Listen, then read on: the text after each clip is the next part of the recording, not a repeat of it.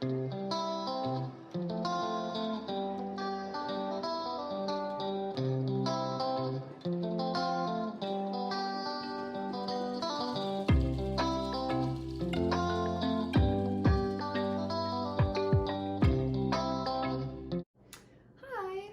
name is Miss Isabel, and I am going to be coming to you for the next 5 weeks to talk about health and nutrition.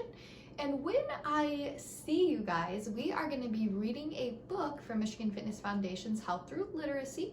And I have a couple of questions to ask you before we start reading the book, and then some activities that you can do at home. So I am very excited, and I hope you are too.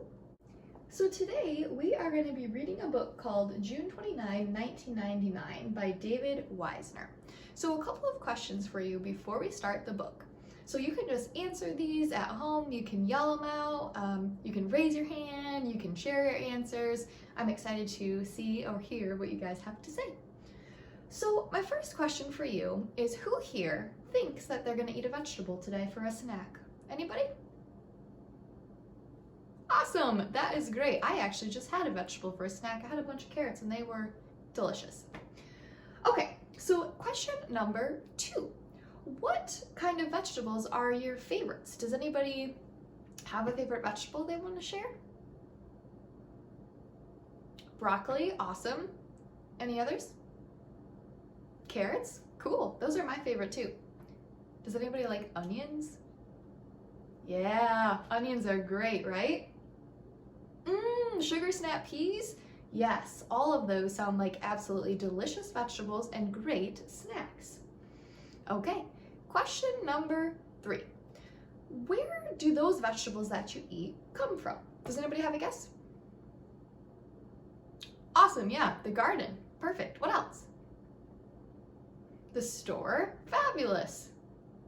Farmer's market? Yeah, those are all great places where you can buy delicious and healthy vegetables. All right, last question before I get started with the book. So my last question for you is, how do you prepare vegetables for a meal? Does anybody here help cook meals in their family or with their friends? Yeah, awesome. So how do you guys start to prepare those vegetables? Cut them up? Okay, good, but there's one thing we should do before we cut them up. Any guesses? Yes, we should rinse them under cool water and scrub them with our hands or a vegetable brush just to kind of get some of those dirt and everything else off of it. Okay, well, let's see what this book is all about. I almost forgot. One other thing that we do when we start reading these stories is an activity or a physical activity to get you up and moving during this book. Okay, so for my activity or my challenge for you today, I want you to think while you listen to the story about how you can create a healthy snack with some of the foods that you hear mentioned in the story. If you feel so inclined, you can also pretend to prepare those vegetables like you would if you were about to prepare a snack. All right?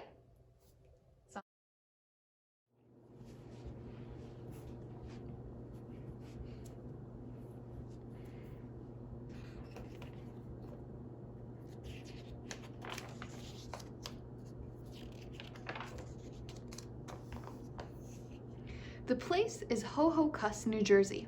The year is 1999. On May 11th, after months of careful research and planning, Holly Evans launches vegetable seedlings into the sky.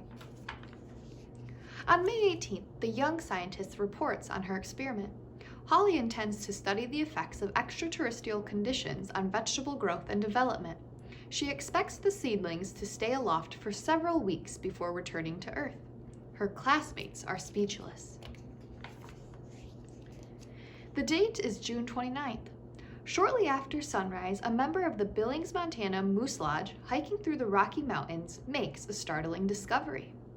Robert Burnaby is in a daze when he returns to camp. All he can say for the next several hours is, "Turnips!" All over the country, the skies fill with vegetables. Cucumbers circle Kalamazoo. Lima beans loom over Leviton. Artichokes advance on Anchorage. Parsnips pass by Providence. And broccoli lands with a big bounce in Holly Evans' backyard. In Atumawa, Iowa, Tony Kramer emerges from his barn and shouts for joy, "At last, the blue ribbon at the state fair is mine!" By mid-afternoon, all vegetables float safely to the ground. Except for the peppers. For some reason, they need a little help. TV news channels broadcast 24-hour coverage of the airborne vegetal event. Cauliflower carpets California, spinach blankets Greenwich, and arugula covers Ashtubula. Holly is puzzled. Arugula is not a part of her experiment. Vegetables become very big business. Peas from Peoria are shipped down the Mississippi to Mobile in exchange for eggplant. Real estate booms in North Carolina. Avocados bolster Vermont's economy. Potato land is wisely abandoned. The Big Apple is renamed the Big Rutabaga. Arugula, eggplant, avocado, and now rutabaga. As the list of vegetables that Holly did not plant grows longer, she concludes that the giant specimens are not the results of her experiment.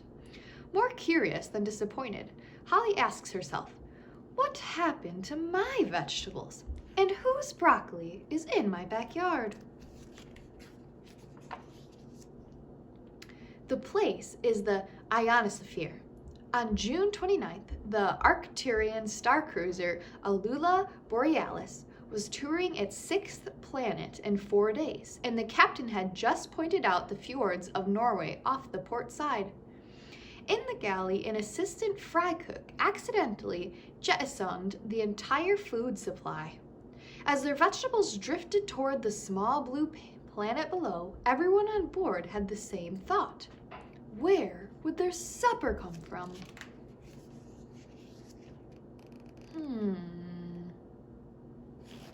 The end. That was a pretty cool book, wasn't it? I thought so.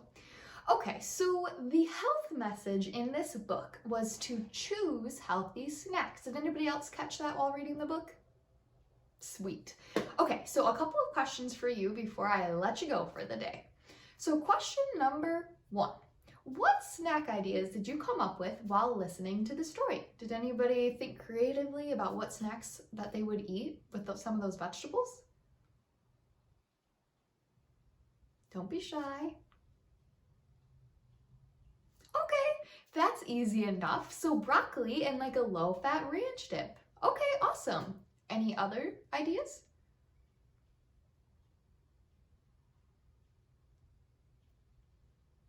Lima beans on a salad? Yeah, that sounds delicious. Did anybody else think of anything else? Yeah, avocado was mentioned too. Maybe putting that on some toast with some tomatoes. Those sound like delicious and healthy snacks. I totally would eat one of those right now. All right, question number 2. Besides vegetables, what are some other healthy snack choices that you can think of? Fruits? Yeah, there's tons of different choices for delicious and healthy fruits. Any other snack choices that are healthy? Okay, so chips is a good idea, but unfortunately, that's more so a sometimes food. So we can enjoy that sometimes. Can you think of a healthier snack choice instead of chips? Yeah, okay, yeah, you could use whole grain crackers and eat them with some cheese. And you got 2 food groups there. You got grains and dairy. Does anybody else have another healthy snack choice? Do you guys know popcorn is a good healthy snack choice? Yeah, so there are lots of different healthy snack choices. Fruits, vegetables, whole grains, low-fat dairies, proteins like sunflower seeds. There are so many good choices that we can choose when we are hungry and want a little snack to help us through the day. Okay, last question of the day before I let you guys go. How can foods from each food group benefit you? Or why should you eat foods from different food groups? Any guesses or ideas? No? All right, well, I'm going to share some with you. So, for example, some low-fat dairy has calcium, which is really good for us, and vitamin D. So those are really good things. Whole grains have fiber. Fruits and vegetables also have fiber, and they have vitamins and minerals. And then meats and beans provide protein. So there are a lot of delicious and healthy snacks that we can choose that can give us vitamins and minerals that we need to be the healthiest we can be. All right, thanks for watching. I will see you guys next time. Bye. So each time we read our books, I also always want to challenge you to try a healthy snack, whether it's a new snack or a healthy snack you already enjoy eating. So for today's healthy snack challenge, I want you to find a vegetable to snack on. So the whole book was about vegetables, right? And the cool thing is you can do so many fun things with fruits and vegetables to figure out how you like it. Maybe eat it with something else, eat it by itself. Whatever you choose, I'm sure it's delicious. My favorite vegetables are carrots, and I actually have a purple carrot here that I'm gonna eat for my snack.